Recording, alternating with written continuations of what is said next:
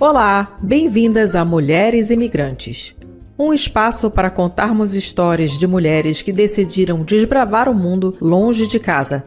Vamos conversar sobre os desafios e conquistas envolvidos em ser mulher e imigrante numa sociedade global em que ser qualquer uma dessas duas coisas já é um desafio por si só.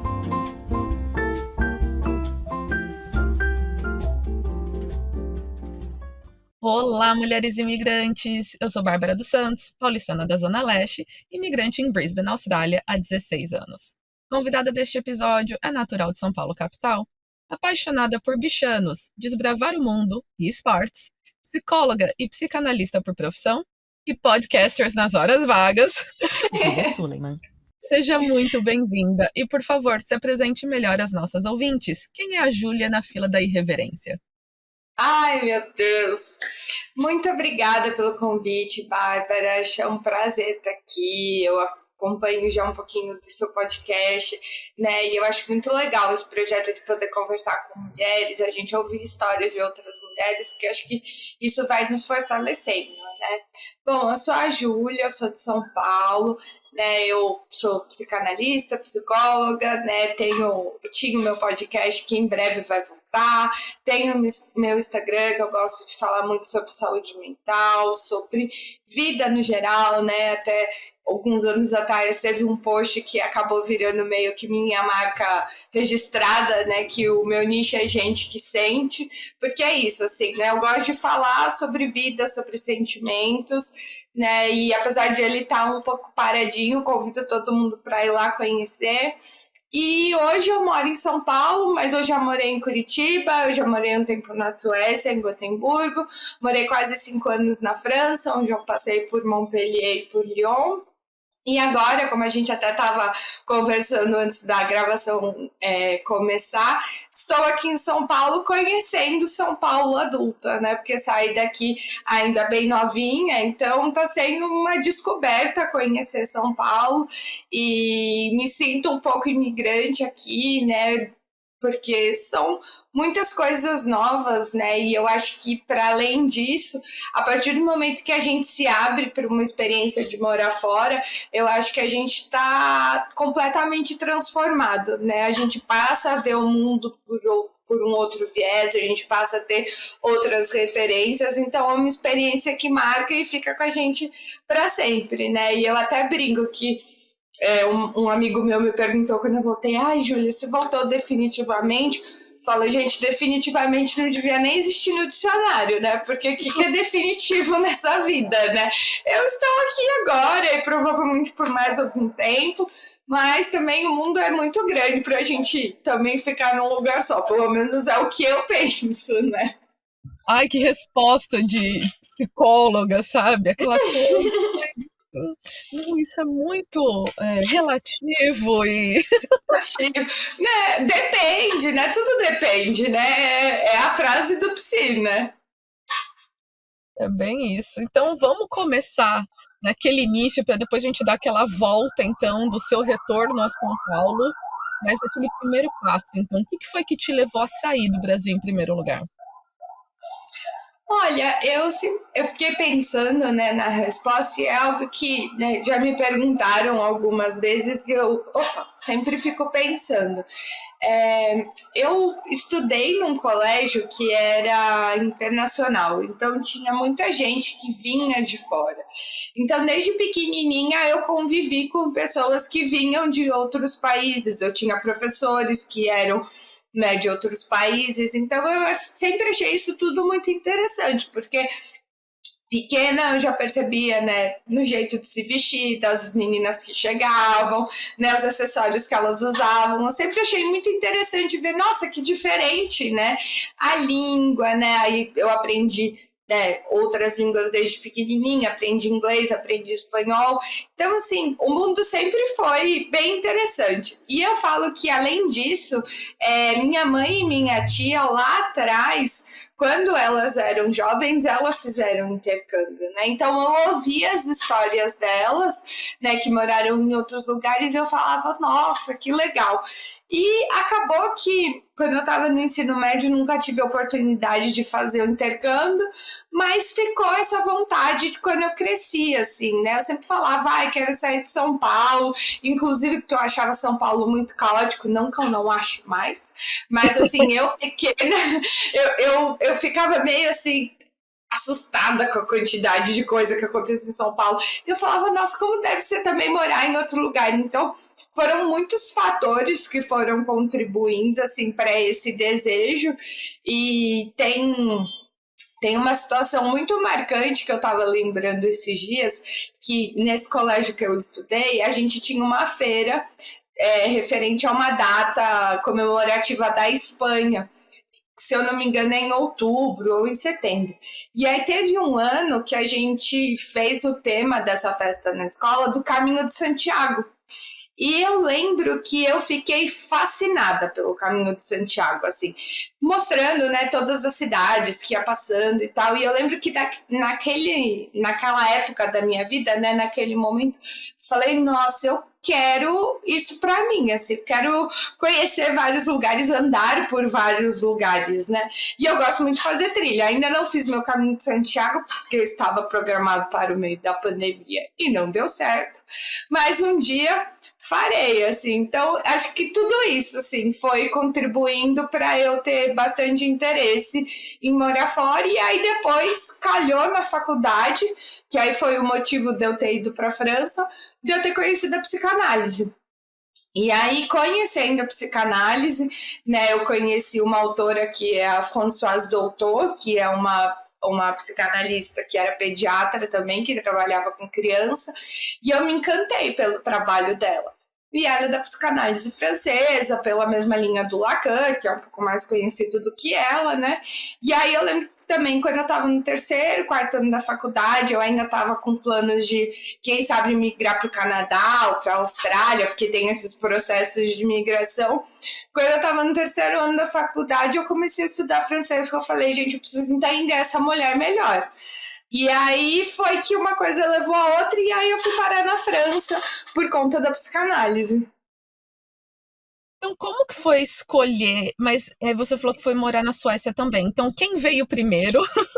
E como que foi esse processo para você? Como que você escolheu o país? E aí, uma vez escolhido o país, como foi escolher a cidade para qual você iria? Eu brinco que nessa área temos a influência da vida acontecendo mesmo, né? Porque eu fui parar em cidades que não foram tipo, nossa, estou apaixonada por essa cidade, por isso vou para lá. Foi acontecendo. Na época, eu era casada quando eu fui para a Suécia e quando eu fui para a França também, e o meu ex-marido teve uma oportunidade de emprego na Suécia. Como eu estava no comecinho da faculdade, eu achei que fazia muito sentido eu trancar a faculdade e ir para lá.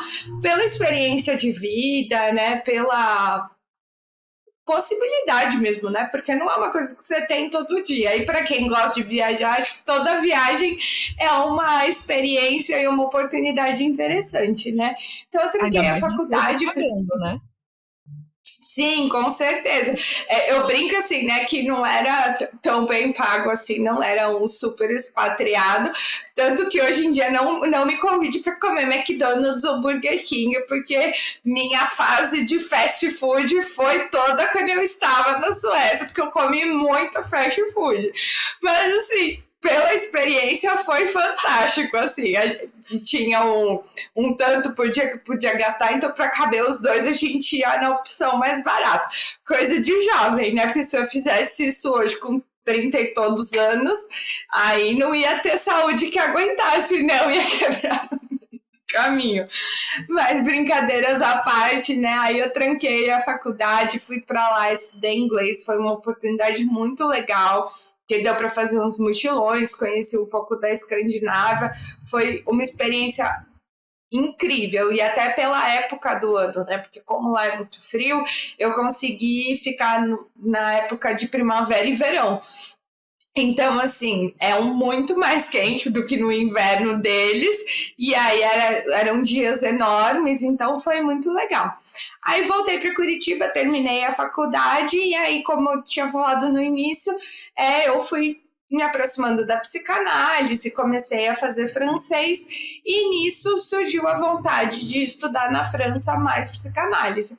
E eu tinha alguns amigos que moravam no sul da França. E aí eu acabei escolhendo o sul da França como primeira cidade, porque é muito mais barato do que você fazer intercâmbio numa grande cidade, como Paris e até mesmo Lyon. E fui para lá e fiz um intensivo de francês de alguns meses. E aí, depois disso, também meu ex teve uma oportunidade de emprego e aí a gente mudou para Lyon. E acabou que eu me apaixonei por Lyon. Assim, quando você está procurando da França, você ouve falar de Lyon, mas como não é uma cidade perto de praia, ou, enfim, não é Paris, sabe? Não é uma cidade que as pessoas normalmente têm como uma primeira opção, ou enfim, né? Normalmente as pessoas vão para Lyon muito para estudar, né? Só que como na época eu não estava procurando um mestrado, eu estava procurando formação em psicanálise mesmo, a questão da universidade não chamava tanta atenção. E acabei indo para Lyon nesse sentido mesmo, né? De uma oportunidade que surgiu e valeu muito a pena, porque foram quase...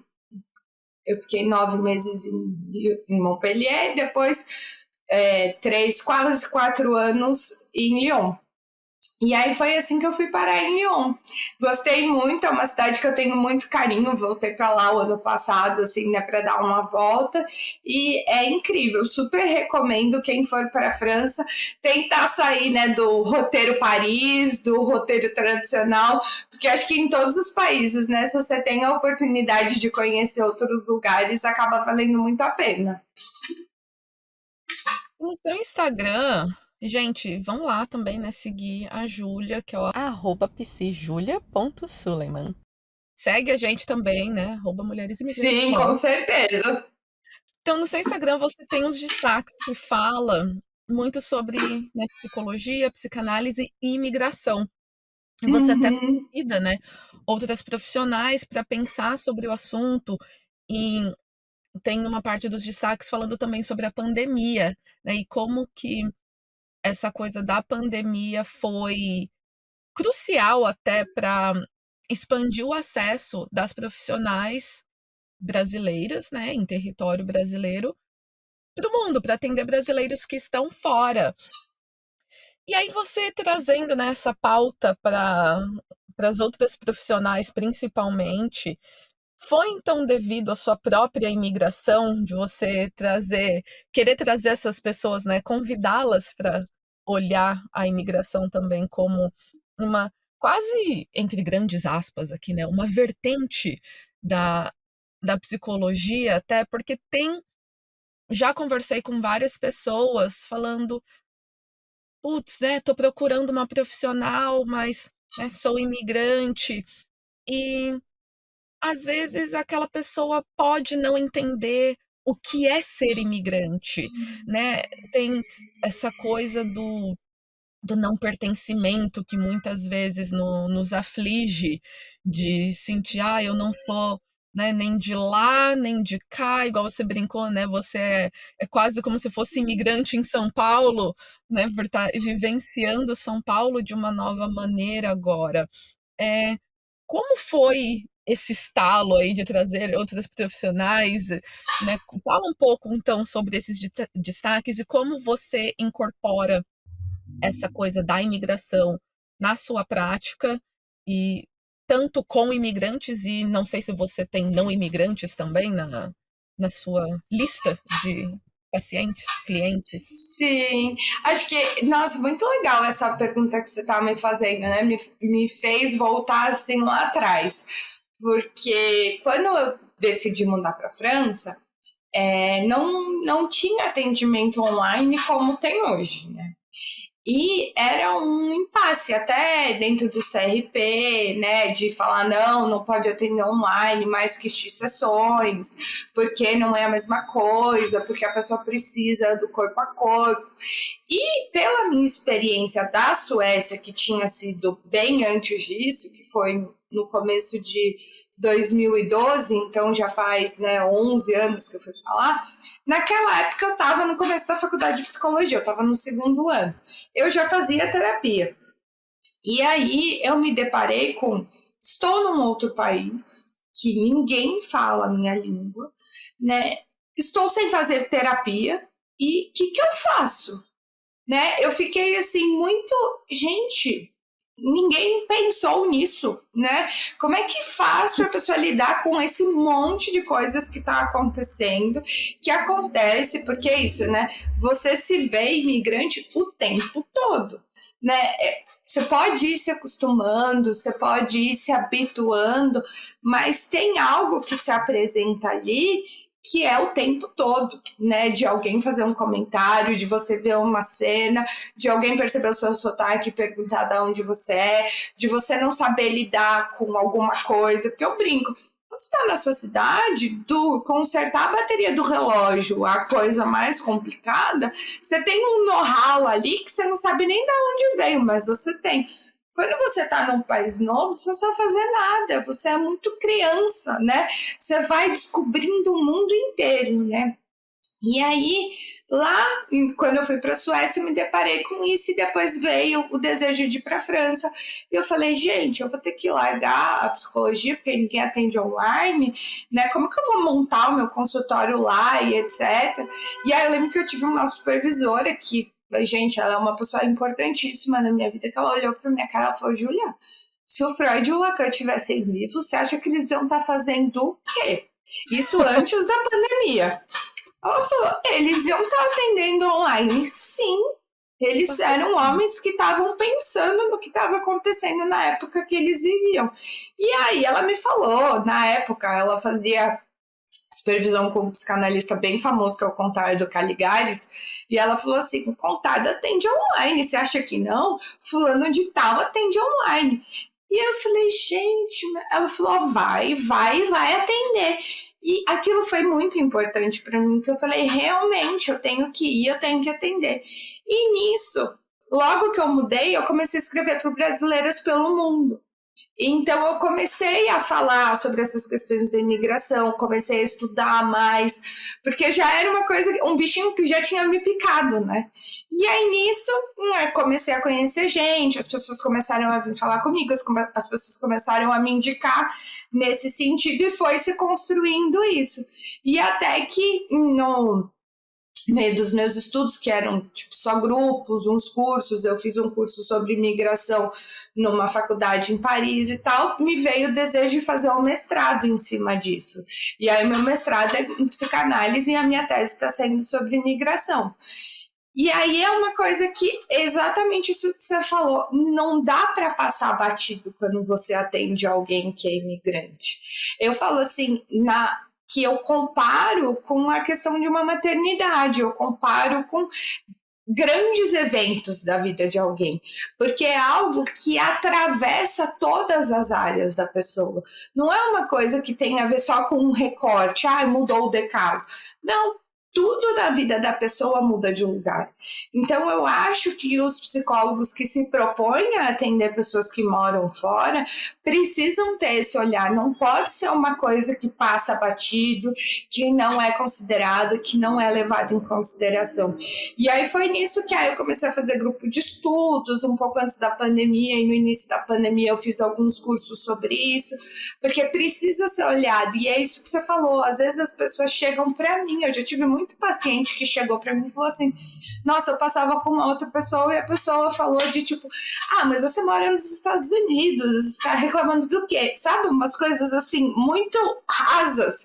E eu falo, gente, não é possível que a pessoa fale isso, né? Então, eu comecei a receber esses feedbacks e colegas começaram a me procurar de tipo, Júlia, a pessoa me falou umas coisas que eu não tinha noção que acontecia na vida de um imigrante. Eu falei, é sobre isso a gente pensar, né? Porque eu penso que a pessoa se especializando, fazendo cursos, lendo sobre o assunto, entra no... Não é todo mundo que precisa passar, aliás, não é todo psicólogo que precisa passar por todas as experiências que os pacientes passam, só que a gente precisa parar para estudar sobre qual que é o impacto daquelas coisas, para que a gente possa ter esse olhar diferenciado e cuidadoso para uma experiência tão profunda como essa. Então foi essa assim que começou a surgir, assim, e é um tema que me fascina muito, porque eu acho que principalmente no que eu chamo de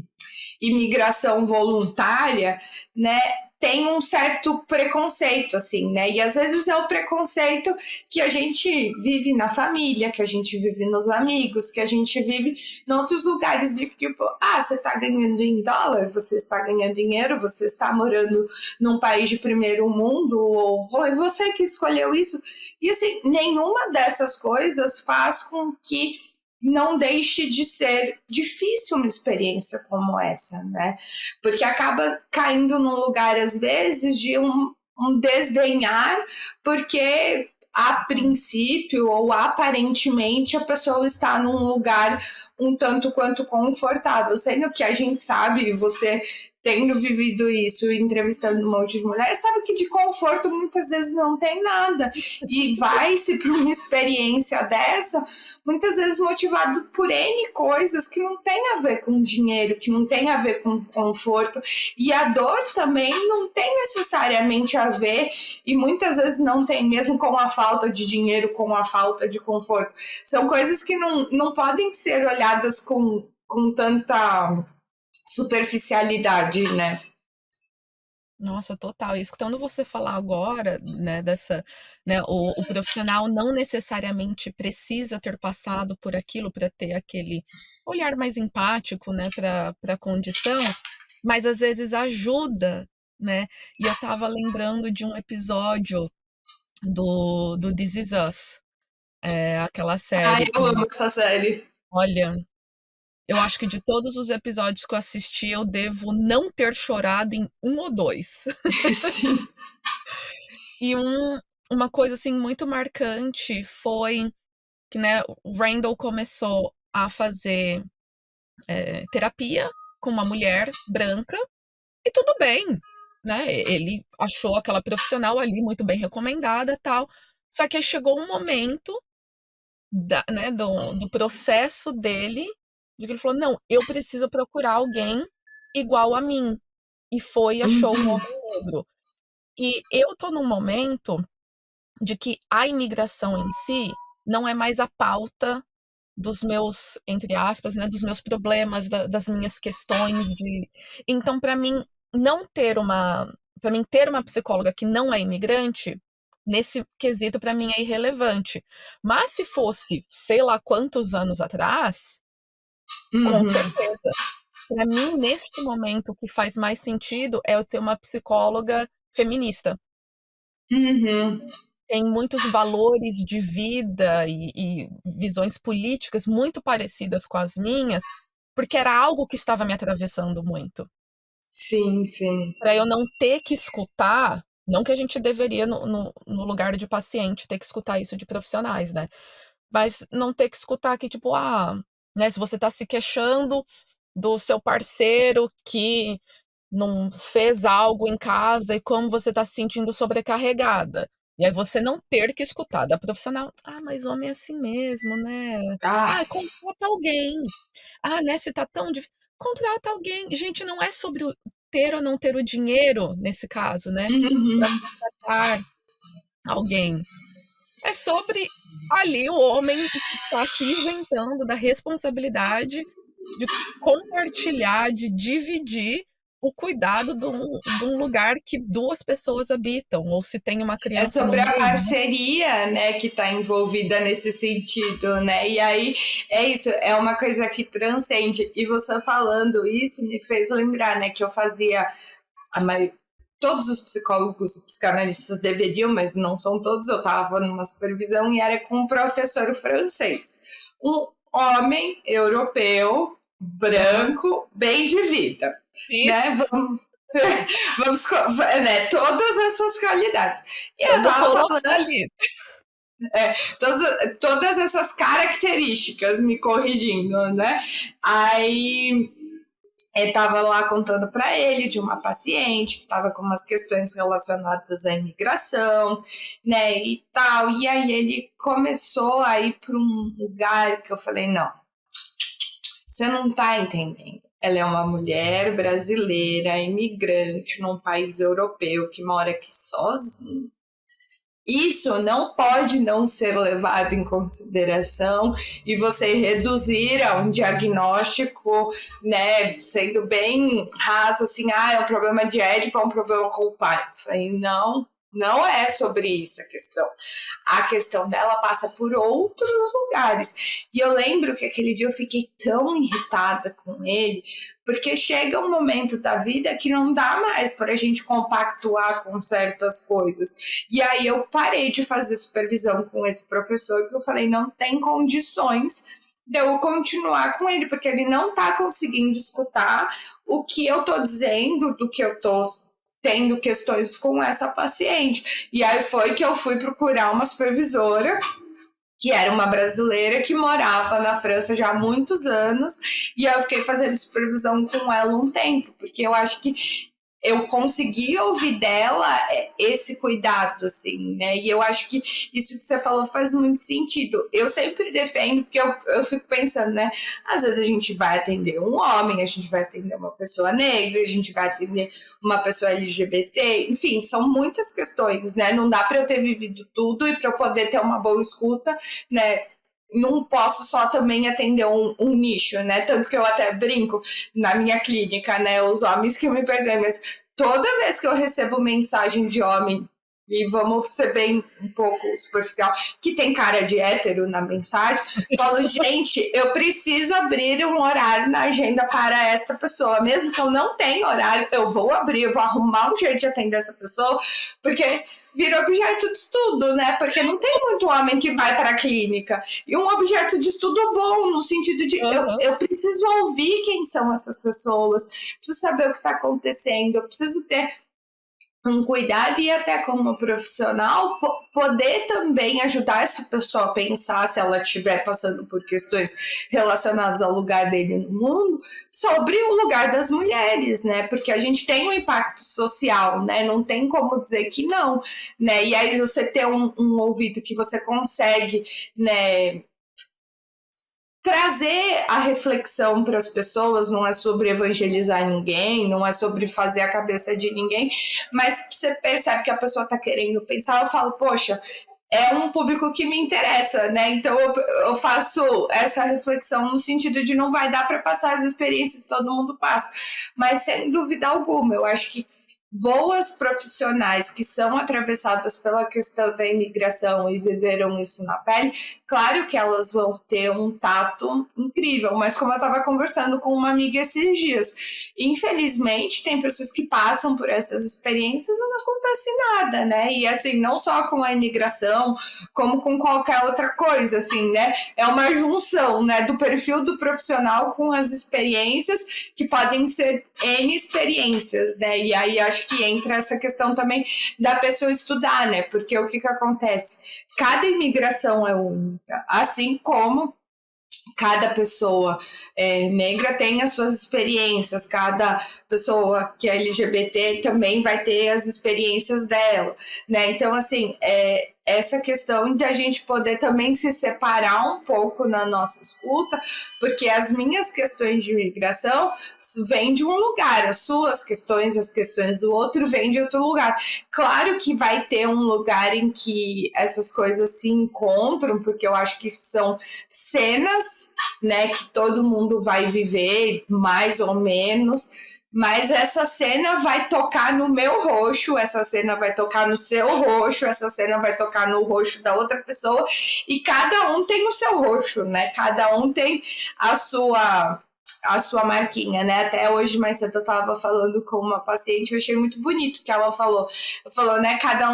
Cada um de nós tem os capítulos das suas histórias, né? E no capítulo seguinte vai entrar em contato com o capítulo anterior, né? E aí é esse cuidado de fazer, né, essa costura com relação a esses capítulos que, claro, eu tendo vivido, eu posso até ter um olhar um pouquinho mais cuidadoso, né? Mas que eu acredito e aposto nos meus colegas que também se dispõem a estudar, né? Porque, por exemplo, eu ainda não tenho filhos e eu acho incrível estudar o tema da maternidade, o tema de criação de filhos. Tanto que é uma relação que eu faço com a imigração, assim, né? Que eu acho que você escolhendo ou não escolhendo vai ser difícil igual. Não vai ter diferença, né? Porque mesmo as mulheres que você vê que, nossa, quiseram muito ter filho, você vai conversar, a pessoa, né, que se apresenta de uma forma real vai falar, nossa, eu tive todos os impasses. E a pessoa que, mesmo não tendo planejado uma gravidez, continua com ela e, enfim, né, decide por ter o filho, ela também vai trazer questões de dificuldade. E a imigração, eu acho que passa um pouco por aí, né? A gente pode ter planejado tudo, vai chegar lá, vai ter momentos difíceis, vai ter um monte de perrengue, vai se deparar com situações que nem imaginou.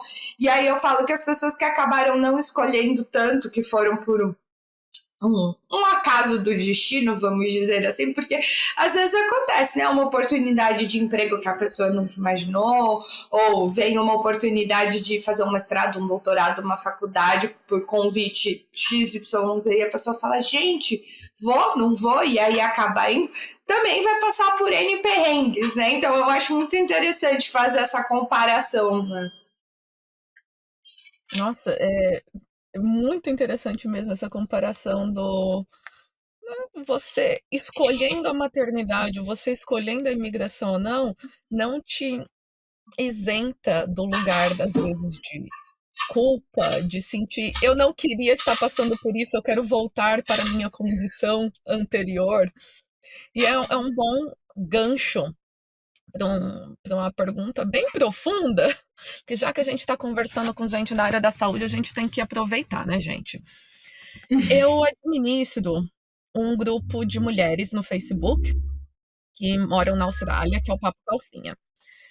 E lá eu vejo inúmeros posts com uma questão muito similar, né? E cada vez mais recorrente, que é basicamente assim. Sinto que a vida na Austrália já não faz mais sentido, ou está muito difícil, ou, né, insira aqui qualquer que seja esse sentimento. E estou pensando em voltar para o Brasil. O que fazer? Gente, quem já passou por isso, compartilha suas histórias, por favor. Como foi se recolocar profissionalmente, se adaptar à volta? Ou também, ao invés de voltar para o Brasil, né? Estou pensando em migrar para outro país que seja, entre grandes aspas aqui, gente, mais fácil o caminho de ter uma residência permanente ou cidadania. E aí você passou por algo semelhante, né? Que foi essa coisa do retornar para o Brasil depois de um tempo fora. Como que foi essa motivação de voltar para casa? Porque muitas dessas mulheres, às vezes, está só num lugar, entre grandes aspas, nesse só, de cansaço da vida de imigrante e de comparação com as amigas e familiares da mesma, né, faixa etária ali, de estarem numa posição profissional ou familiar ou social que elas almejam, mas muitas vezes por estarmos na condição de imigrante, a gente teve que dar um passo para trás, né? Então, se Sim. quem já está casando, tendo filho, comprando casa, uma posição de gerência de não sei o quê, e aí você se vê quase que naquela posição como estagiário recém-formado, né? Começando a vida, né, entre aspas. Começando a vida. Então, gente, essa, né, Eu grande acho introdução aí para que saber como foi para você essa coisa, né, da motivação do vou voltar para o Brasil. então, muitas coisas para pensar e para responder, né? Acho que falando um pouco de mim para dar um gancho para a carreira, eu acho que eu tenho um privilégio na minha carreira, né? Dessa questão de eu já estar atendendo online há bastante tempo. Então, meio que não importa onde eu estiver, o meu trabalho tá igual, né? Claro, tem questões legais com relação a SRP e etc. Mas lá na França eu estava regularizada, aqui no Brasil eu estou regularizada, então eu posso atender meio que nos dois países quanto eu quiser. Então, isso me deu uma possibilidade, e sempre me deu essa possibilidade de sentir que a minha carreira estava lá, né? E em compensação, em outras áreas, e eu diria assim, não só em outras, eu acho que a grande maioria, tirando o TI, né, é muito mais complicado, assim, né? Porque tem esse lugar de você estar no mundo corporativo, de você fazer seu currículo ser atrativo para aquela sociedade que você tá, para aquela cultura.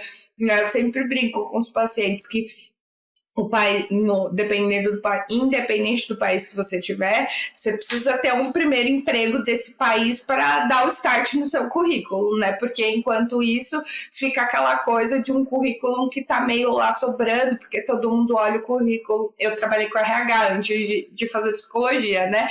Então fica aquela coisa do seu currículo, não conhece essa empresa, tal, e aí os recrutadores ficam meio assim. É muito desafiador, né? E eu acho que dependendo da área também tem a questão da pessoa não ter a mesma desenvoltura em outra língua, né? E isso também é uma outra coisa que eu sou muito privilegiada, porque apesar de eu ter tido pacientes na França, eu atendo em português, que é a minha língua, todo esse tempo, né? Então eu também, apesar de eu estudar numa outra língua quando eu estava lá, estando aqui terminando o mestrado, tem essa questão de eu estar muito confortável nesse lugar de que língua que eu estou trabalhando. E em outras profissões também não é assim, né? A pessoa precisa, né, muitas vezes dominar muito bem o idioma para ela conseguir ingressar em alguma área, e isso demanda tempo. E aí entra o que você falou, né? Quando a pessoa olha para quem está no Brasil e não teve que passar por essa reestruturação de carreira e faz essa comparação é muito injusta. Essa comparação é muito ingrata, essa comparação só gera frustração e culpa, né? Porque você está comparando coisas que não são comparáveis, né? E eu acho que isso é muito difícil porque entra muito numa lógica do capitalismo, porque a gente só está olhando quanto de dinheiro se está recebendo, qual que é a profissão que se está exercendo, e se exclui todo o resto da experiência, que não é nada resto, né? Mas se exclui toda a complexidade da experiência do estar morando fora, porque é estar aprendendo uma outra língua, é estar vivendo uma outra cultura, é estar conhecendo um monte de gente diferente, é estar vivendo uma vida muito mais ampla no sentido de toda essa descoberta interna e externa que se está fazendo, né? E aí, se a pessoa só fala, nossa, carreira, e não que não seja importante, porque claro que é importante, mas a pessoa pesa muito para o olhar nisso e tenta comparar cargo, e tenta comparar salário, e tenta comparar até, sei lá, profissões mais bem vistas, entre aspas, cai-se num lugar de muito desespero, né? E aí entra, bom, vou voltar. Só que assim, você não vai voltar do lugar onde você saiu, né? Então, você vai voltar para o Brasil e provavelmente vai vir uma frustração também, porque não vai conseguir entrar no mercado de trabalho do mesmo lugar que parou, vai continuar sempre se sentindo um pouco atrasada. E aí eu acho que entra um ponto muito importante, que é a gente lidar com as consequências das escolhas que a gente fez num dado momento, né? E poder se reconciliar com as escolhas que puderam ser feitas, né? Porque é isso, hoje você julgar a moça, né, a menina que você foi por ter mudado com 18 anos, com 20 anos e começado uma carreira do zero, é muito injusto, porque você não tinha a cabeça que você tem hoje e todas as outras coisas que você viveu, né? Porque eu acho que se a intenção da volta não for muito bem trabalhada, assim como a intenção da ida, né, cai-se num lugar muito complicado. Eu lembro que há um tempo atrás eu escrevi um post para Brasileiras pelo Mundo que eu falava sobre você mudar com e não você mudar por. E aí eu acho que entra um pouco nisso, né? Porque às vezes, e, enfim, né, no mundo em que vivemos, muitas vezes é o homem que vai receber a oportunidade profissional de morar fora. E aí acontece da mulher ter que abrir mão da carreira dela ou sentir que está abrindo mão. E aí o que eu abordava nesse artigo é: a gente tem que mudar com, a gente não tem que mudar por alguém. O peso de mudar por alguém ou por algum assunto é muito grande, porque é muita expectativa e é muita responsabilidade que você está colocando naquilo. Quando você muda com os seus sonhos, com os seus planos, com a intenção de fazer com que aquele projeto seja seu também. Né? E aí as coisas ficam completamente diferentes.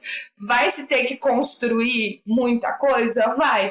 Mas é muito melhor do que cair num lugar, estou mudando por causa do meu marido, estou mudando por causa do sonho que eu tenho de, sei lá, voltar a fita e conseguir ingressar no mercado de trabalho. Não vai, não tem como, né? Então, acho que é importante trabalhar isso, porque senão a tendência, né, e cada caso é um caso, é cair num lugar de muita frustração de novo, porque aí vai se deparar com outras consequências, com outras situações de estar nesse lugar de tô sentindo que tá faltando alguma coisa. Porque o que está faltando, tá faltando porque foi consequência das escolhas, né? E quando você soube, né, o que foi que te fez voltar, né? Então, o que te levou a sair do Brasil foi você ir com o cônjuge da época? O cônjuge da época, cada um com os seus planos, né? Que isso que eu sempre falo, né? Eu fui com ele, mas eu fui também com a intenção de estudar, com as minhas coisas. E aí acho que a volta teve sim a ver com isso, porque eu decidi me separar e para mim fazia muito mais sentido eu estar perto da minha família e dos meus amigos, né? Por mais que a França fosse interessante para mim, eu falo, não era um lugar também que eu era morta de apaixonada. Eu tenho amigas incríveis na França, né, que com certeza estariam do meu lado, mas eu precisava me sentir num lugar mais meu. Eu precisava me sentir perto de mais pessoas queridas e que eu fosse me sentir amparada. E aí eu falei, para mim vai ter que ser São Paulo, mesmo que eu tivesse morado muito tempo em Curitiba, eu até fiquei na dúvida, mas em São Paulo eu tenho mais pessoas, assim. Então foi muito desafiador e eu brinco que até agora ainda é, porque eu acho que mudou muita coisa na minha vida ao mesmo tempo, mas ao mesmo tempo eu não consigo imaginar ter feito um movimento como esse se não fosse desse jeito, assim, porque eu precisava, sabe, senti que eu não estava sendo estrangeiro o tempo todo, que eu não estava tendo que lidar com mil coisas de burocracias, que eu estava a poucos passos do meu irmão, do meu primo, das minhas amigas de uma vida inteira, que eu tava num lugar em que eu tava mais num ninho do que lá em que eu tava sempre tendo que me debater com 1 milhão de coisas, assim. Então, para mim, foi um pouco por isso, um pouco não, completamente por isso, né? E aí, continuando um pouco nesse tema de voltar para o Brasil, tem uma crença, né, um julgamento de quem, não necessariamente da pessoa em si, mas às vezes pode ser, de quem opta por retornar para o Brasil ou para o seu país de origem como fracassou. Uma falha, né? Que a já pessoa aconteceu. Voltou para trás. Nossa, né? Gente, aquela coisa. Isso já aconteceu, assim, na sua prática clínica de alguma paciente se sentir dessa forma, ou até mesmo você, no sentido de, não necessariamente se sentir, mas de ouvir de outras pessoas, né? Sim. Aquele espanto de, quando descobre, mas você voltou. É igual você brincou, né? Do definitivamente. Mas, né? E mesmo que seja.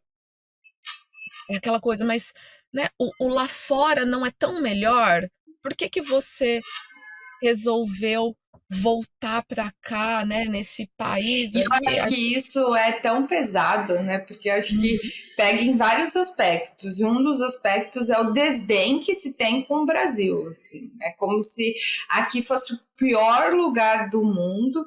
E eu acho muito, muito, muito complicado, porque a gente precisa conseguir olhar para o Brasil com todas as qualidades que o Brasil tem. Porque com todos os problemas que o Brasil tem, tudo que é possível ser feito e quantas comparações injustas são feitas, né? Eu lembro que essa semana eu estava conversando com alguém a respeito disso e assim, você vai comparar o tamanho do Brasil com o tamanho de outros países, também é uma coisa assim, não é comparável, é injusto fazer essa comparação, né? Então, eu ouvi muito disso, assim, nossa, por que você vai voltar para o Brasil? O que você vai fazer no Brasil? O que tem aí para você? Nossa, porque o Brasil tá acabando. Gente, calma, o mundo inteiro é complicado. Eu sempre falo, o problema do mundo ou do brasileiro não é o Brasil, é o mundo. O ser humano é complicadíssimo, o ser humano é corrupto, o ser humano faz um monte de coisa ruim. Claro que em certos lugares fica mais presente, mas isso não desmerece tudo, né? Porque é aquela coisa, você vai jogar o bebê junto com a água, né? Você joga tudo que tem de bom fora, né? E eu acho que a gente não pode cair num lugar que volta porque a gente estava falando um pouco antes, dessa coisa muito capitalista, né? De só isso importa e pronto, acabou e nada mais vale a pena. E eu acho que tem uma crença das pessoas no geral, né, de começou, tem que terminar, tem que ir até o fim, não pode mudar de ideia, como se as coisas fossem muito escritas na pedra, né, e que qualquer mudança num sentido de voltar para um mesmo lugar, no caso voltar para o Brasil, voltar para uma outra cidade, fosse um lugar de você estar falhando. Porque eu acho que a gente vai mudando ao longo do caminho. E a vida é feita de apostas. Apostei nisso aqui. Isso aqui parece que faz sentido para mim. Você vai mudar, as situações vão mudar, as circunstâncias vão acontecer, que a gente precisa se dar o direito de falar assim, isso aqui continua fazendo sentido para mim. E as coisas podem deixar de fazer sentido não por um fracasso. E muitas vezes não é por conta de um fracasso, é simplesmente por conta de uma mudança, por conta de uma transformação. E a gente tem todo o direito de poder repensar. Coisas que eu ouço muito. Tive filhos, eu quero que os meus filhos cresçam perto da minha família. Ou no que aconteceu comigo, passei por uma mudança muito grande na minha vida, tô um pouco mais frágil, carente, querendo estar perto das pessoas que eu amo. Poxa, por que não, né? Porque fica aquela coisa, começou, tem que terminar, e isso pode ser um peso gigantesco, né? Porque as coisas deixam de fazer sentido, né? A gente muda internamente os nossos interesses, os nossos desejos, as nossas prioridades mudam, e aí a pessoa precisa continuar sustentando uma decisão de X anos atrás, de X tempos atrás, né? Acho que tem aquela frase de para-choque de caminhão do que eu sempre brinco, né? De você tem que dizer sim todo dia num casamento, porque essa coisa do casamento enquanto construção, eu acho que muitas coisas na nossa vida exigem um sim diário, da gente poder pensar assim, isso aqui tá valendo a pena? Tem alguma coisa que eu possa fazer com relação a isso? Isso aqui ainda tá dentro dos valores e objetivos que eu tenho para minha vida hoje? Tem, não tem, se... E é necessário ter coragem para fazer essa pergunta, né? Porque aí você não está falando só das suas próprias expectativas, às vezes você está falando de expectativas que têm a ver com outras pessoas. Mas eu acho que a gente olhando para a vida de um olhar um pouco mais maduro, e esse maduro que se acolhe, que se respeita, é possível fazer esse tipo de questionamento, né? Porque senão esse GPS que foi colocado numa rota um tempo atrás vai ser obrigada a continuar a ir para lá, não importa o que aconteça, né? E o quanto isso é violento e radical, né? Interessante, né, você trazer essa frase, né, de começou, tem que terminar. Mas terminar um ciclo fora do Brasil não seria terminar também? As pessoas Exatamente. não enxergam isso, e aí, né, a analogia então, né, do relacionamento, que é todo dia você tá dando sim para aquilo, aí o dia que aquele sim não faz mais sentido, e você resolve terminar aquele relacionamento.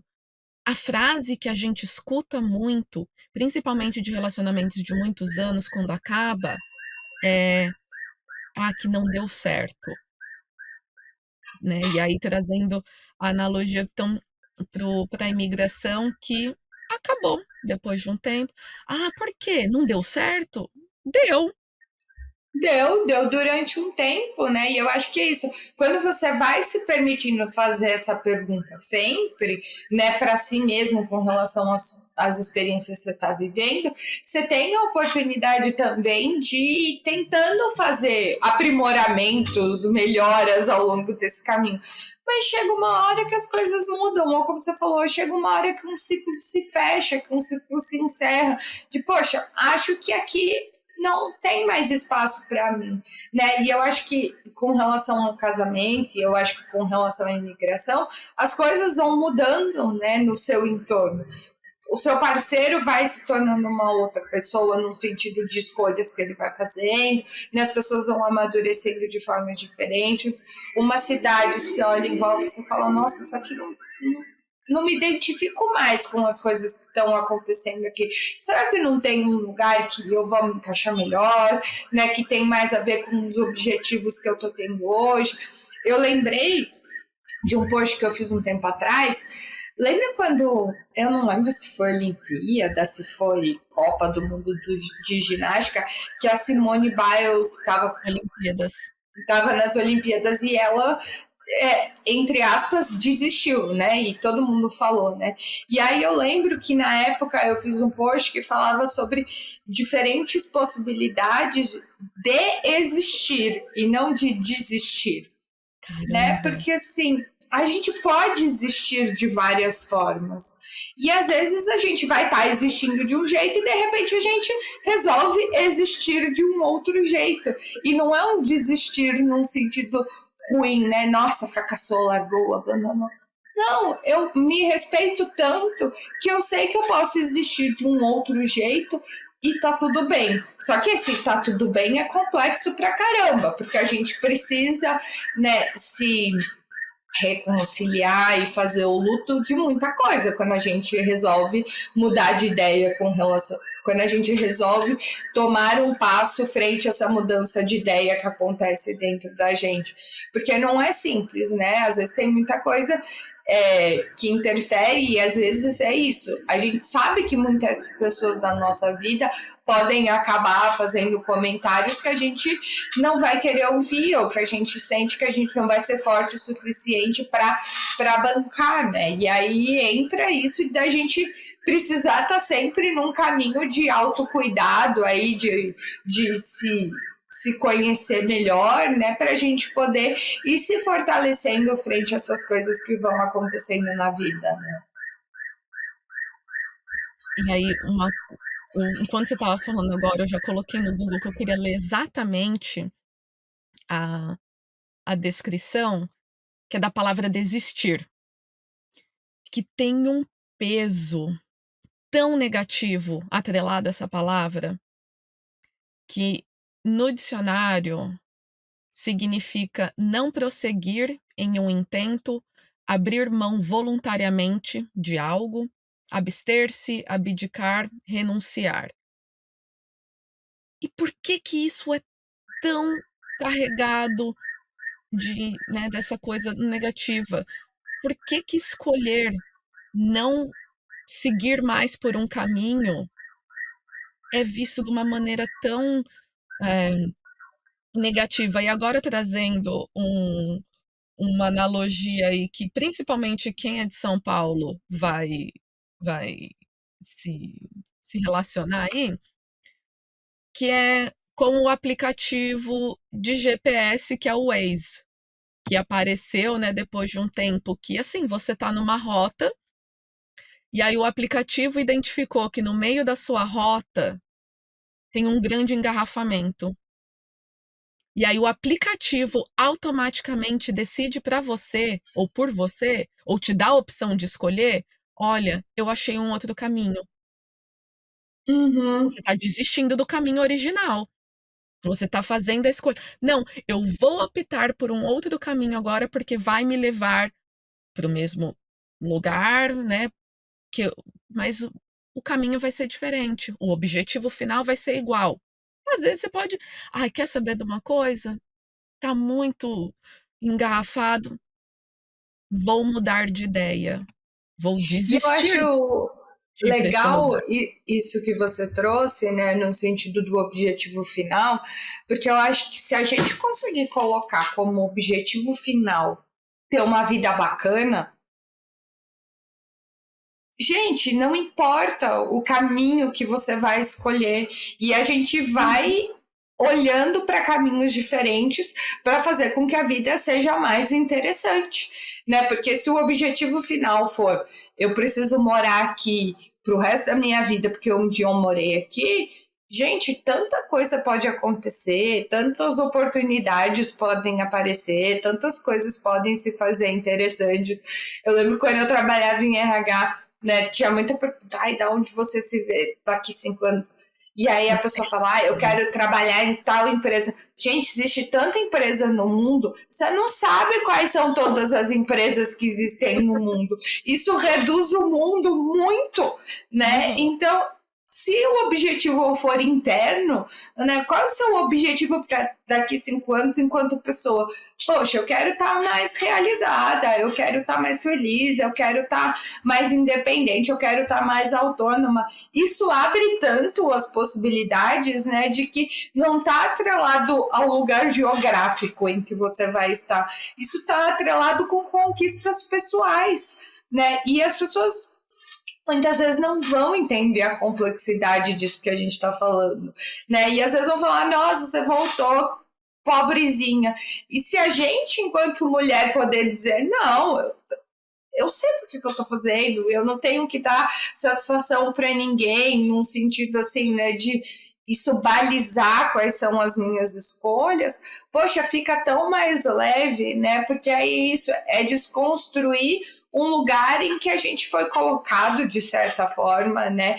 E aí isso é uma construção social também do, você começou e tem que terminar, porque isso me vem muito aquela coisa de criança, fulaninho escolheu fazer balé, tem que fazer balé até morrer. Gente, não gostou, tá tudo bem. Quando você escolhe uma coisa, você não sabe de antemão se você vai gostar, se você vai se identificar, se você vai ter as habilidades necessárias. Ou A depende do gente tempo.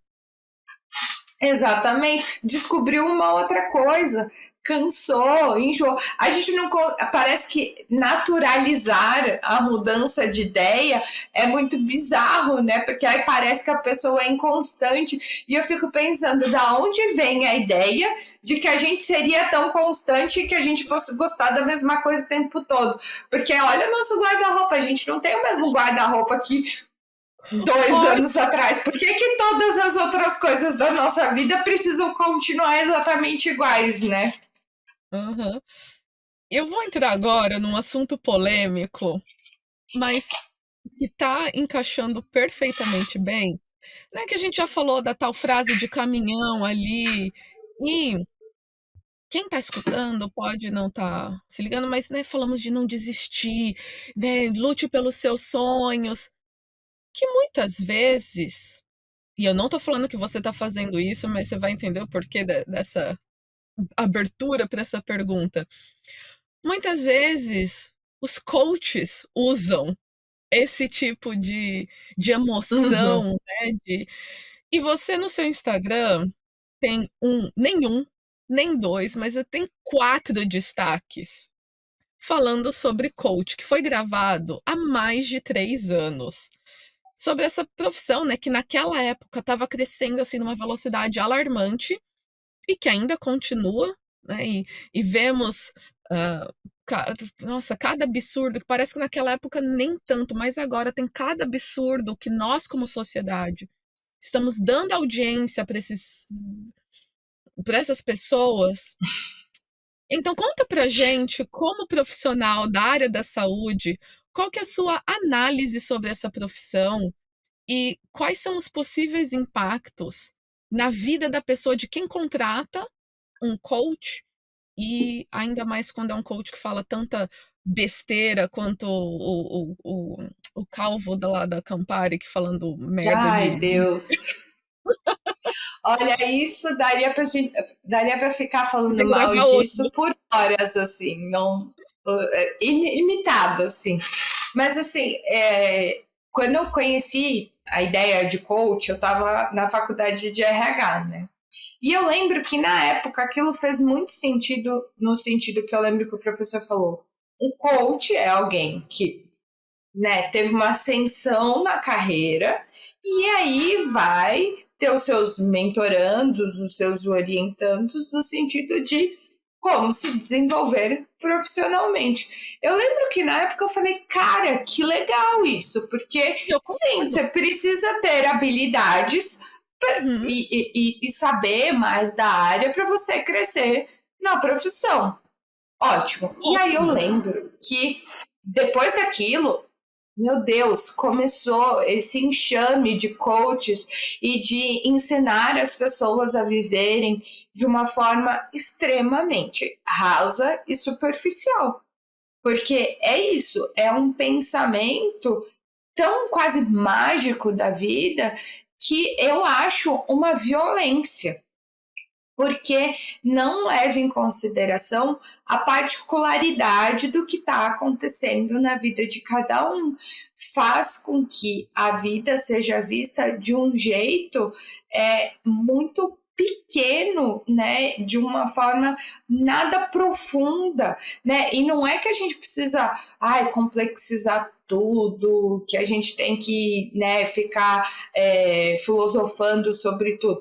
Gosto muito, foi por isso que eu fui estudar psicanálise, mas não é sobre isso. Eu acho que é sobre um olhar em que você não deixa as coisas nessa coisa muito radical, que é isso ou aquilo. E se você não acordou 5 horas da manhã, foi fazer exercício, etc e tal, você é um perdedor. Se você não consegue juntar não sei quantos milhões de dinheiro, você é um infeliz. Se você faz com que as coisas sejam tão absurdas porque não leva em consideração que a pessoa tem uma história de vida, que a pessoa tem a, os traços e os traumas dela, que as pessoas têm as escolhas delas, que as pessoas têm as limitações delas, que as pessoas têm uma história de vida e as escolhas dela frente a isso são muito particulares, né?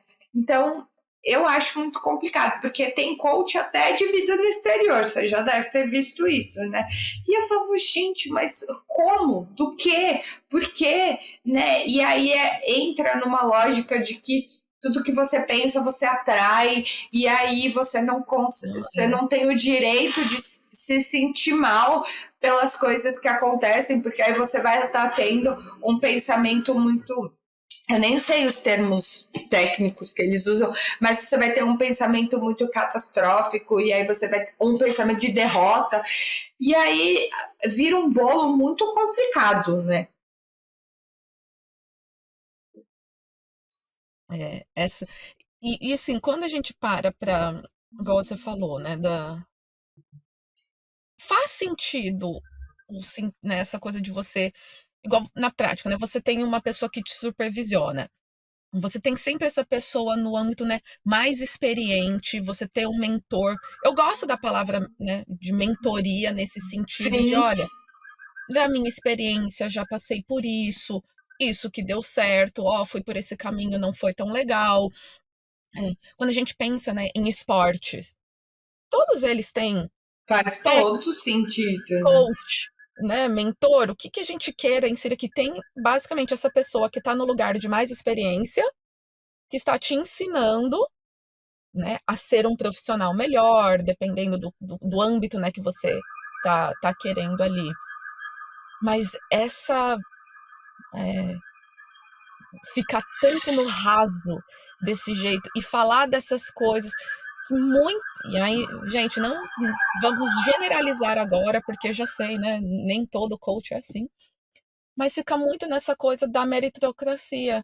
De que se você não Uhum. tá sendo uma pessoa bem-sucedida, é porque você não tá vibrando de uma forma diferente, sabe, da forma correta, porque se você só jogar para o universo, aquilo vai chegar para você, né? Que você tem na parte financeira, que você pensa entre grandes aspas, assim, você tem um pensamento de pobre, porque você não Uhum. emana na abundância. Porra, mas se eu ganho um salário mínimo de, sabe, R$ 1.200 e sobra R$ 50 no fim do mês para eu usar para qualquer coisa que não seja obrigação financeira, né? Que é comprar comida, aluguel. Pô, como é que você vai falar para mim que eu vou. Eu não tô ficando rico ou melhorando de condição de vida porque eu não me esforcei o suficiente, que eu não vibrei certo. É E de eu uma, acho que uma isso deixa violência de muito grande. considerar também questões. é, Como que eu posso dizer, né? Eu não quero falar só doença, não é só sobre isso, assim, né? Porque eu acho muito pesado. Mas eu acho que outras questões, porque assim, a gente tem limitações. Quantas pessoas não têm ansiedade? Quantas pessoas não têm outras coisas que interferem nessa performance, né? Porque é como você falou, entra num lugar muito de meritocracia e a gente não tem a mesma disponibilidade emocional, física, financeira e de condições da nossa vida mesmo, quanto ser humano. Cada um tem as suas condições e as suas limitações. E aí, quando a gente entra nesse pensamento que deixa todo mundo como se todo mundo saísse do mesmo lugar e tivesse as mesmas possibilidades, é muito complicado, porque você vai falar para uma pessoa que está passando por uma depressão que ela não tem força suficiente. Poxa, pelo amor de Deus, isso não está ajudando ninguém em nada. Isso está fazendo com que uma pessoa que tem uma depressão, uma ansiedade ou que tenha qualquer outra limitação. Bom, entrando um pouco na parte de desafios, conta então um pouco, né? Você já contou um semi-perrengue, né? De como foi morar na Suécia e passar comendo McDonald's e Burger King. Mas quais foram os desafios em ser mulher e ou imigrante nos lugares onde você já morou?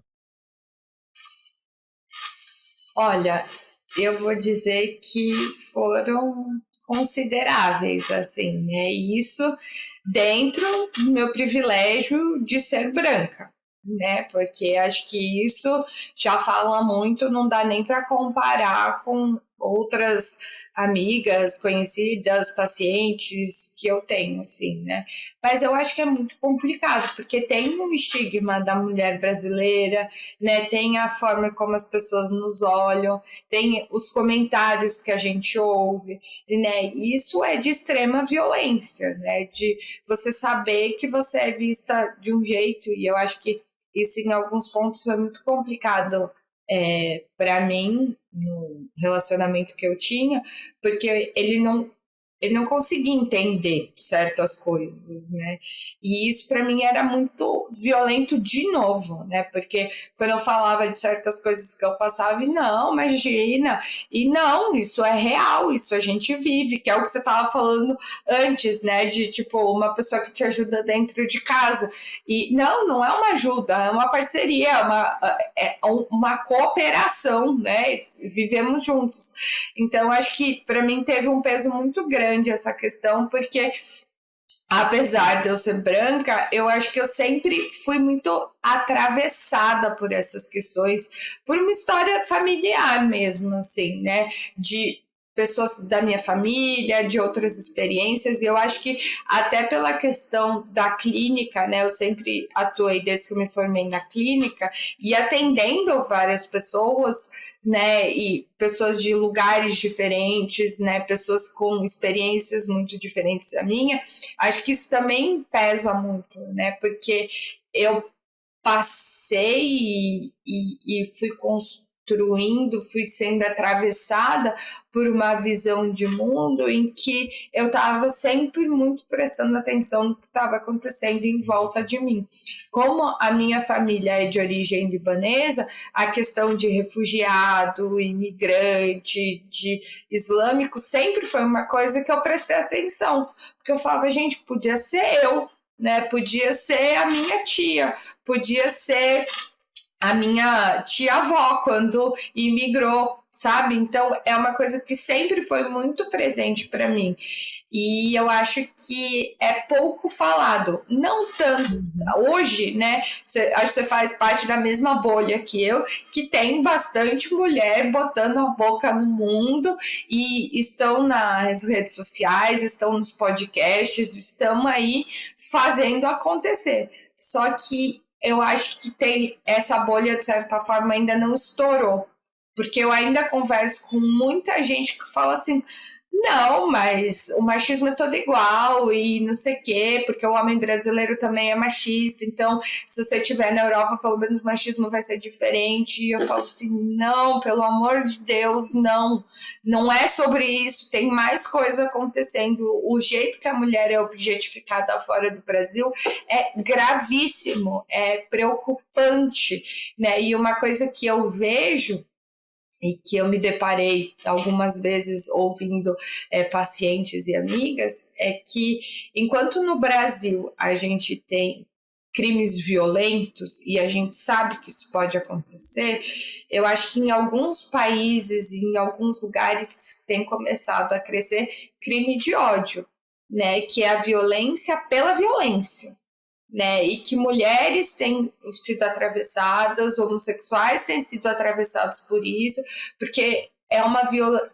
Claro, vão me dizer, acontece no Brasil também, mas me choca como tem acontecido em alguns lugares da Europa e dos Estados Unidos, que eu acho que não acontecia um tempo atrás.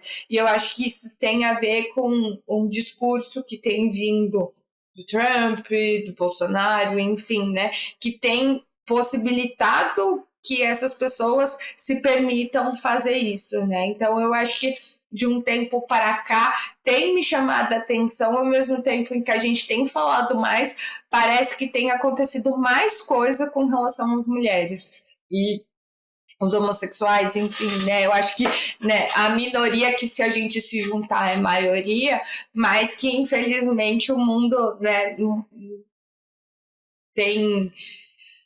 tem um discurso de ódio muito grande, né?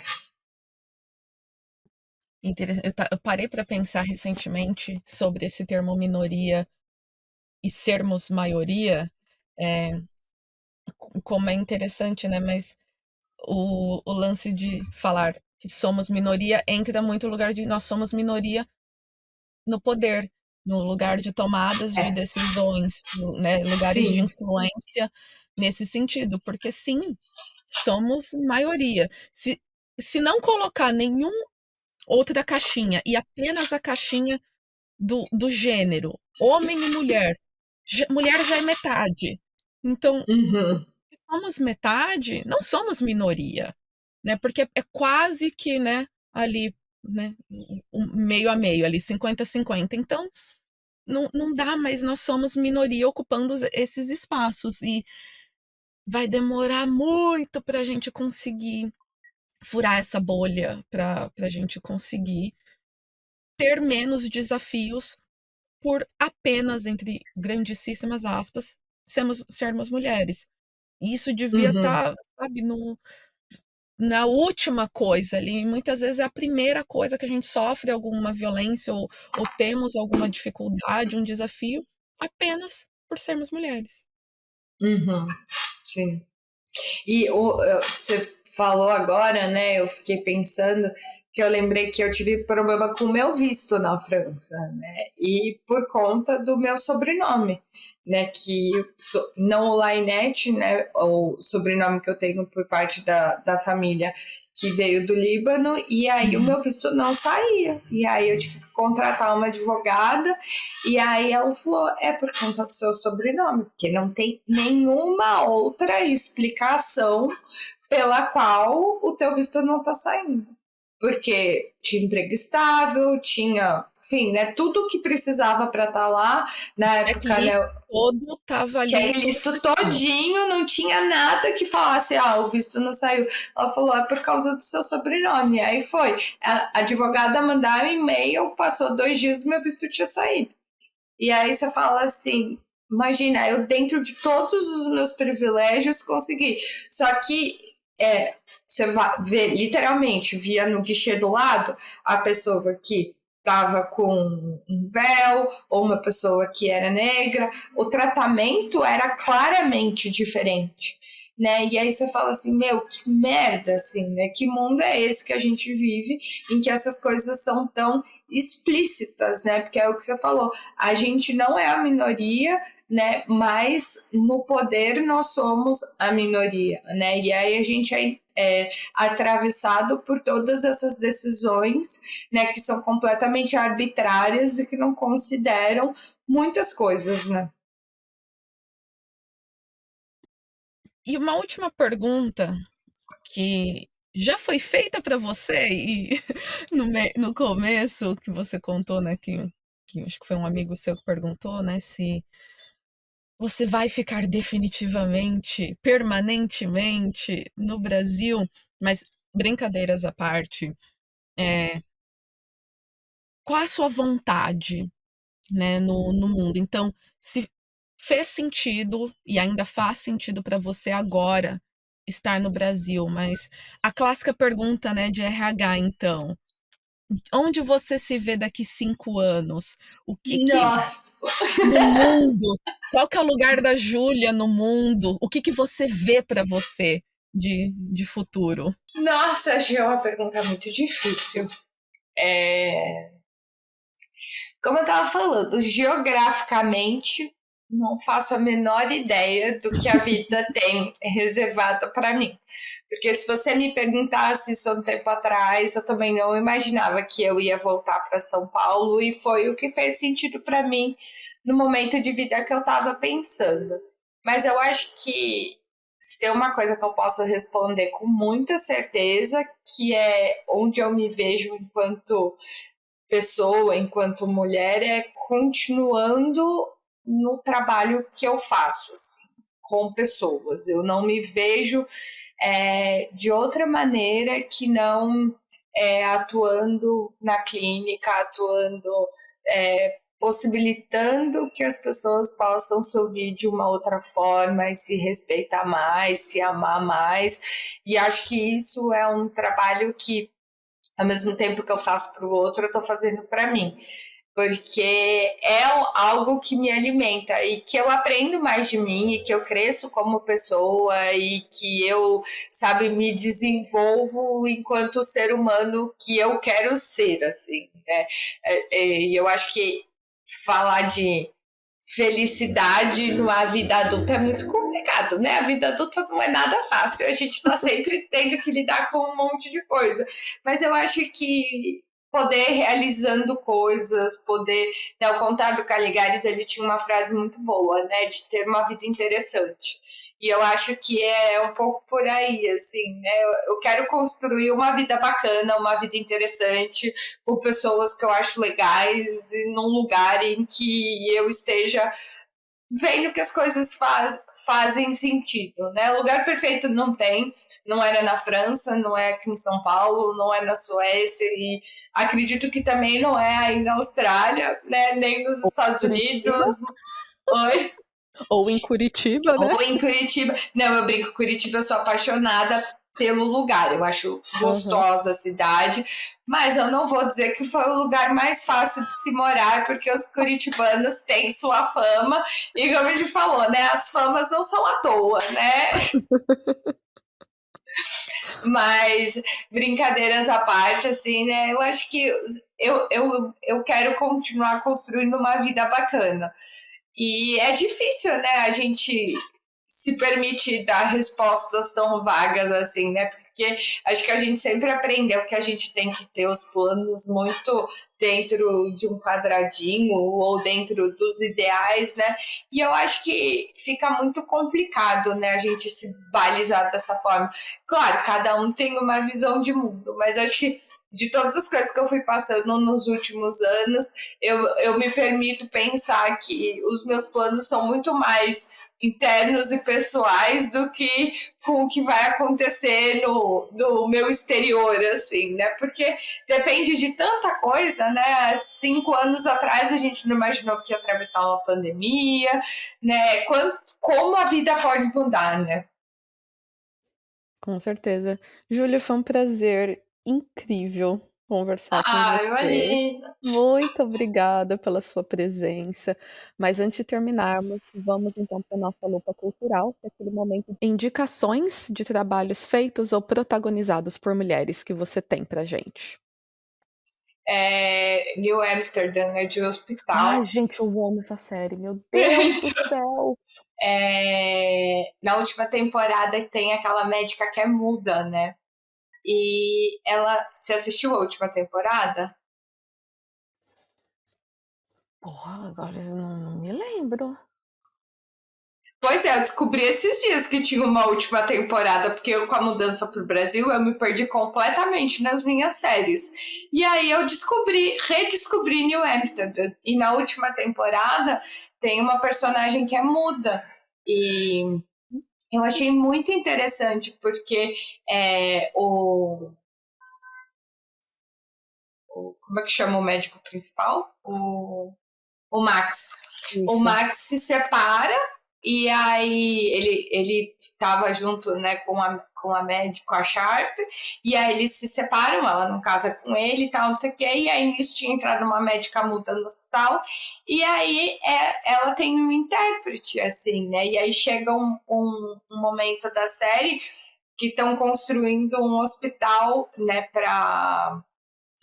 estão construindo uma faculdade para alunos não ouvintes e convidam ela para ser a diretora. E aí ela fala que ela não quer ir, porque ela quer continuar mostrando para o mundo que os médicos mudos existem, né? E eu achei um lugar muito de protagonismo dela, assim, sabe? Então, quando... aí, gente, indicação dessa temporada que você me deu um grandíssimo spoiler que você não tá entendendo, mas tudo bem. Desculpa.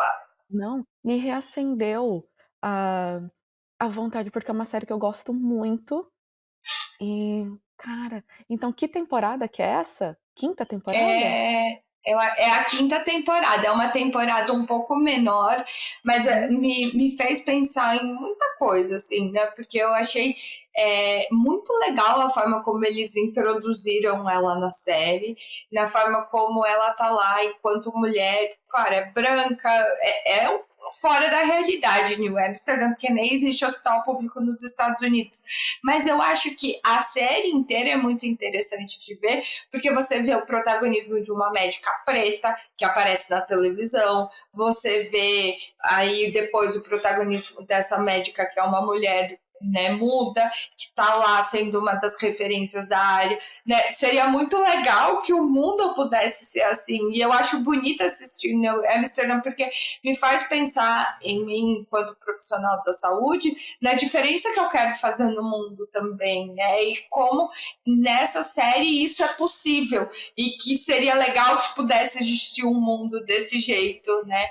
E ela tomando, essas mulheres, né, a Sharp e essa médica, que eu não lembro o nome agora, a forma como elas se colocam no mundo de tipo, não, eu sou mulher, eu posso, eu faço, eu aconteço, né, de briga de frente, defende os ideais, e ela tá nesse lugar nessa última temporada falando, não, eu existo e eu quero que as pessoas existam, e eu acho que você daí, eu daqui, a gente está ocupando esses lugares na internet de falar que nós existimos, nós mulheres, imigrantes, estamos aí tentando construir o nosso lugar no mundo e dando lugar, né, para outras mulheres junto com a gente, né, porque eu acho que a gente tem, né, você com o seu trabalho, eu com o meu, né, pequenininho lá no Instagram, tentando falar para as pessoas, nós somos imigrantes e a gente tem um lugar no mundo com todas as nossas particularidades, e eu acho que não só estando fora, né, porque eu atendo, né, você até tinha me perguntado, enfim, né, eu dando altas voltas,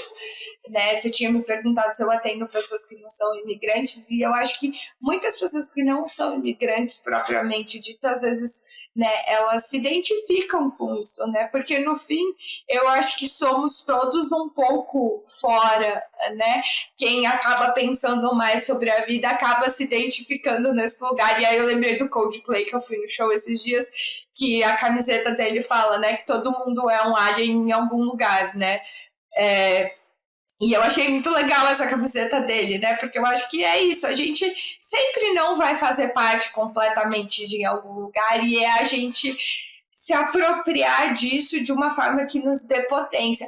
E eu lembrei de uma outra indicação. Tem um TED da América Ferreira falando sobre ela ser latina nos Estados Unidos e ela falando sobre como foi para ela conquistar os primeiros papéis dela, né? E tem uma frase que tá até no meu Instagram, num post antigo, que ela fala, né, o ser latino e o ser mulher como o superpoder dela. Fica essa indicação, porque eu acho que é um pouco disso que a gente está falando também.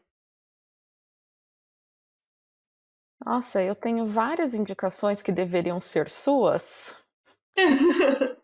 Que a primeira é o seu podcast, Pensando a Vida no Exterior. Gente, eu brinquei ali que ela é podcaster nas horas vagas, porque ela já teve o próprio podcast e fingers crossed aí que ele vai retomar, mas também com a outra indicação, que é o Com Sotaque Podcast, que você é a única convidada que já passou por todas as temporadas daquele podcast. Então, sim, bota na bio que a senhora é podcaster também. Ah, bonitinha. Obrigada, Bárbara. Fico muito feliz de você me indicar desse jeito, assim. E sim, é um plano voltar com o Pensando a Vida no Exterior. E eu tenho pensado, assim, não só chamar psis, mas eu acho que profissionais de áreas estratégicas para a nossa vida, sabe? De tipo advogado, enfermeiro, médico, pessoas que assim vão ajudar a gente a pensar sobre as complexidades dessas áreas na nossa vida morando fora ou morando no Brasil, enfim, né? Porque eu acho que são assuntos que a gente precisa pensar, né? E sempre ajuda, né? Quando a gente traz alguém que tem um pouquinho mais de experiência, que talvez traga esse know-how de um outro lugar, assim, né? E eu particularmente adoro, né?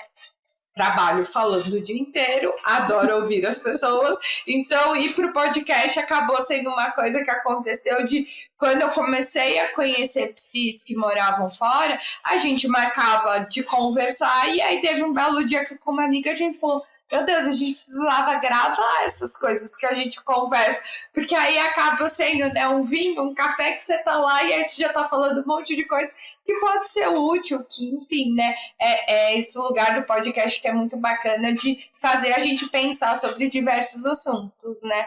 E a Nath do Com Sotaque, que acabamos nos conhecendo pelo Instagram também, e ela, eu acho que, né, é um trabalho muito parecido com o seu, de certa forma, né, e eu acho que se complementam, né, a gente tem vários horários no dia para ouvir podcasts, então vale a pena ver a Nath, e a Nath, ela tá com uma temporada em março, não sei quando que o nosso episódio vai sair, mas vai ficar gravado, que, né, falou sobre o Dia Internacional da Mulher e falou de um lugar de violência, de um lugar de outras camadas, né, da imigração e da vida da mulher no exterior, que eu achei muito bacana, que fez uma parceria com a Revibra, que é uma organização, né, que trabalha com mulheres no exterior, assim, nesse lugar de ter advogada, ter outros ajudar a pensar em meios de mulheres que estão passando por situações mais de vulnerabilidade em algum sentido.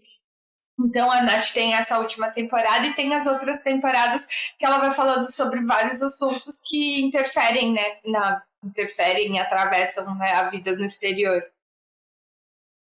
Pois é, Não então tá estou aí, sozinha, gente. né? Ando com muita gente legal e isso é muito bacana, né? Que estamos aqui, tô lá com a Nath, né? Todos os episódios que eu fiz com as meninas que participaram, porque eu acho que a vida é sobre isso, né? A gente anda acompanhado pra gente, né, se deixar influenciar pelos outros que tem tanto a acrescentar, poder influenciar, né, na vida dos outros, ter um impacto positivo, né? Porque nós não somos ilhas, né? E acho que muito da imigração ser complicado às vezes passa por isso, né? Porque a gente se vê muito sozinho e eu acho que a internet, né, principalmente depois da pandemia, veio de um jeito que se a gente for olhar pelo lado positivo, né, possibilita muitas ligações bacanas, né, da gente estar junto, como a gente está aqui, né, você na Austrália, eu aqui em São Paulo, podendo pensar sobre coisas tão bacanas, né.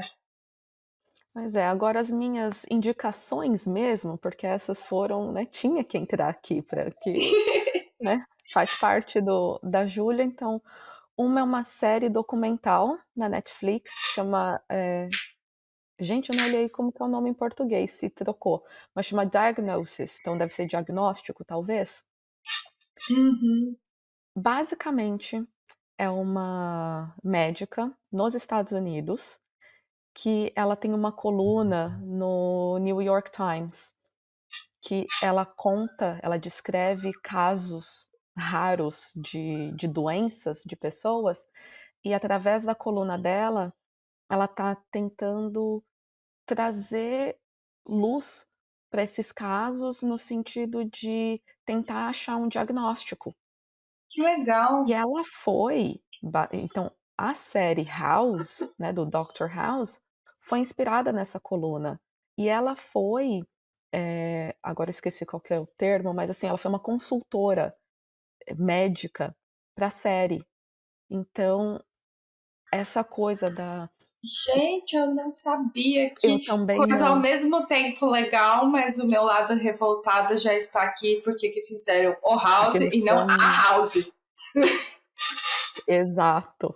E foi que uma das coisas que ela fala, acho que no primeiro episódio, que o que faz, né, a medicina e a parte de diagnóstico ser tão legal é que você tem uma vivência e uma experiência e eu tenho outra. Então, nessa coisa da conversa, a gente pode falar: olha, eu já tive um paciente X, vamos tentar ver se é esse diagnóstico? Uhum. Só que aí expande isso a nível global. Então, entra muito de pacientes que leem e falam: cara, esse é o meu relato.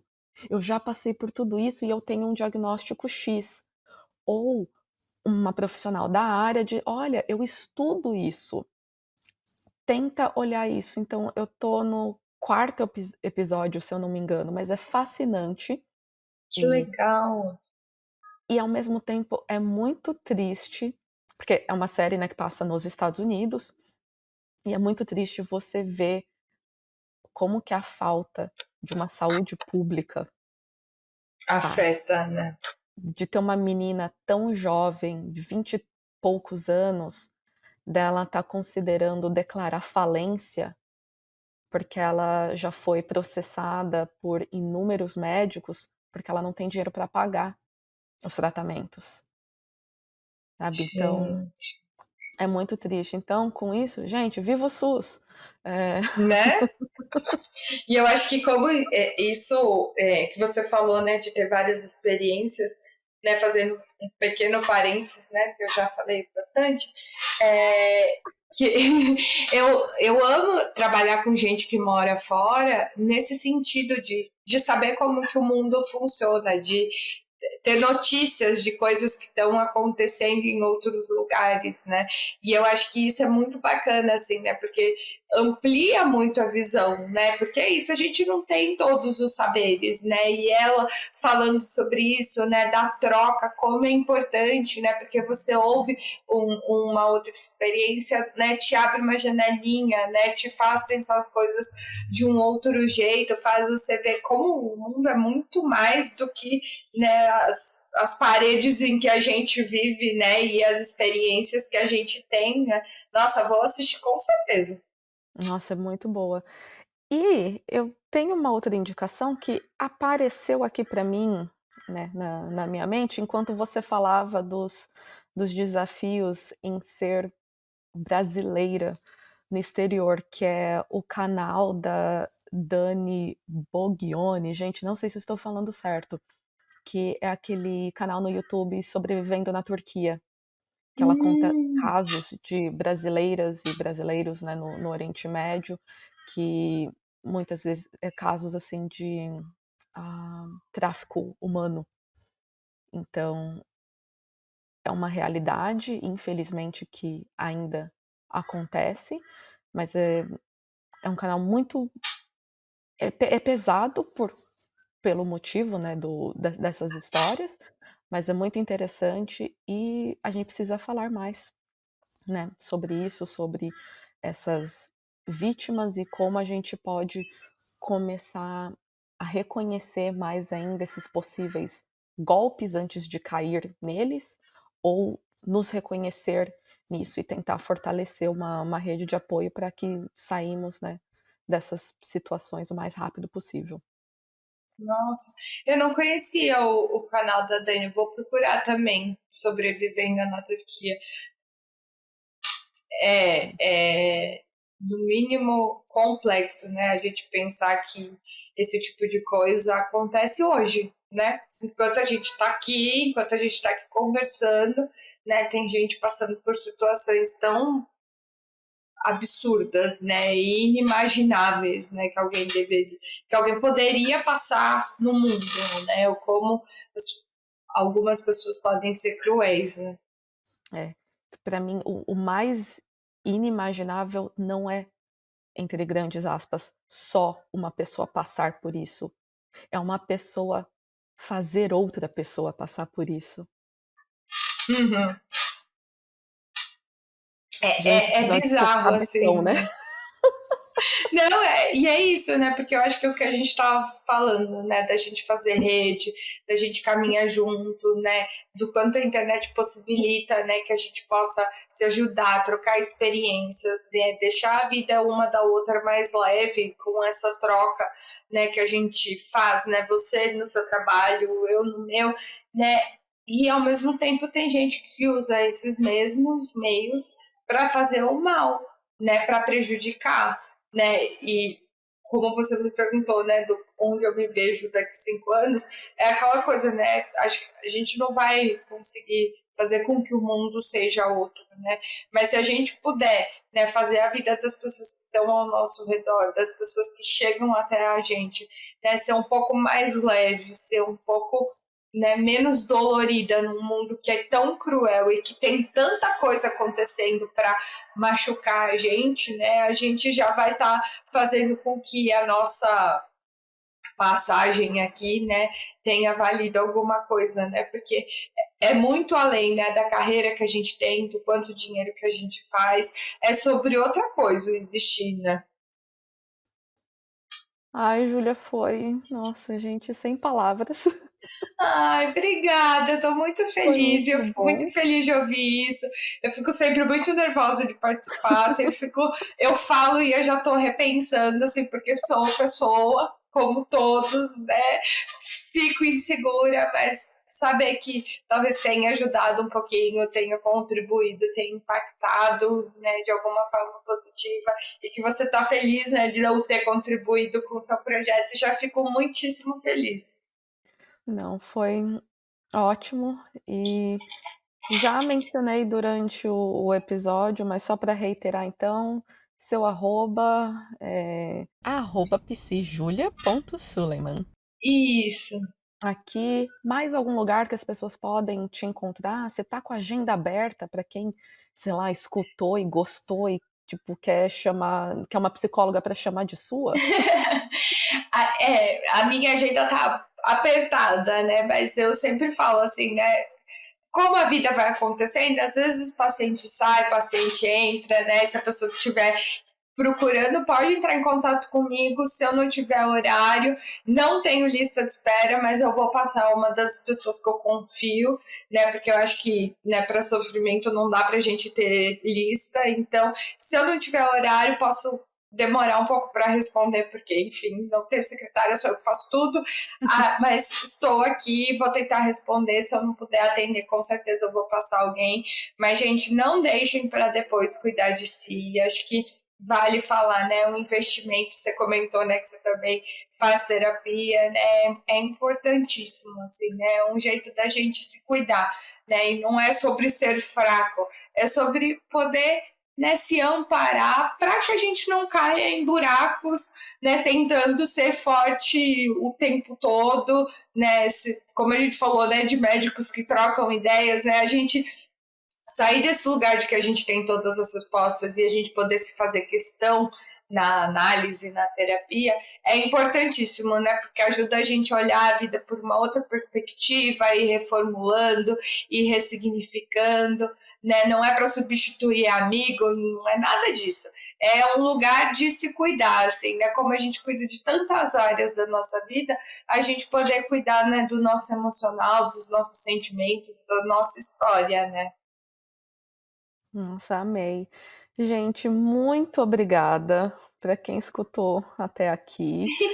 Júlia, obrigada pela paciência, pelos problemas técnicos que tivemos. Ai, mas foi nada, eu fico muito feliz, eu agradeço todo mundo que está ouvindo, né? Espero que a gente possa continuar trocando, que a gente, né, possa continuar se falando, né? Quem sabe para outros projetos mais para frente. Foi um prazer muito grande estar aqui. Ai, amei, gente, muito obrigada e até o próximo episódio. Obrigada a todas que escutaram até aqui. Nosso podcast está disponível na maioria das plataformas de streaming e para não perder a notificação de quando sair um episódio novo, não deixe de nos seguir no Spotify. E se você escuta pela Apple Podcast, que tal deixar 5 estrelinhas para que assim cheguemos a mais pessoas? Você pode entrar em contato com a gente através do e-mail mulheresimigrantespod@gmail.com, no Instagram e Facebook por @mulheresimigrantespod ou no Twitter por @mulherespodcast. Este podcast é uma produção independente, e se você gosta do nosso trabalho, pode também nos apoiar financeiramente, com o preço de um café, vinho ou uma água, no buymeacoffee.com/mulheresime, link disponível na descrição. Obrigada e até o próximo episódio.